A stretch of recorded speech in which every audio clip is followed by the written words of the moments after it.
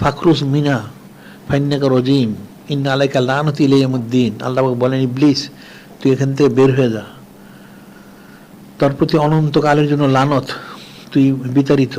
তখন ইবলিস যখন বের হয়ে আসবে তখন সে বলেছিল, ক্বালা ফাবিইজ্জতিকা, ইবলিস বলেছিল, হে বারি আলাহি, আপনার ইজ্জতের কসম, আপনার ইজ্জতের কসম, লা উগইয়ান্নাহুম আজমাইন, যে আজকে ইবলিস হযরত আবুল বাশার সফিল ওনার কারণে সে মালুন হয়ে গেল, ওনাকে তাজিম না করার কারণে। কাজী ইবলিস কিন্তু ওনার আওলাদদেরকে সবাইকে সে গোমরা করে ফেলবে, নাউজুবিল্লাহ।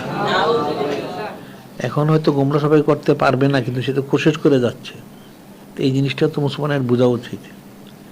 ইবলিস কখন গোমরা করবে? যখন একটা উম্মত নূরে মুজাসসাম হাবিবুল্লাহ হুজুর পাক সাল্লাল্লাহু আলাইহি ওয়াসাল্লাম থেকে সরে যাবে। ওনার থেকে সরে কিভাবে? অর্থাৎ ওনার আদেশ মোবারক নিষেধ মোবারক সেটি কিন্তু পালন না করে, সুন্নাত ইত্তেবা না করে, নিজবত হাসিলে কোশেশ না করে। আল্লাহ বললেন, আলা বিযিকরিল্লাহ তাতমাইন্নুল কুলুব, সাবধান হয়ে যাও, আল্লাহ আপনার জিকিরের দ্বারা দিলটা ইতমিনান হয়, ইসলাহ, আল্লাহ আপনার জিকিরের দ্বারা।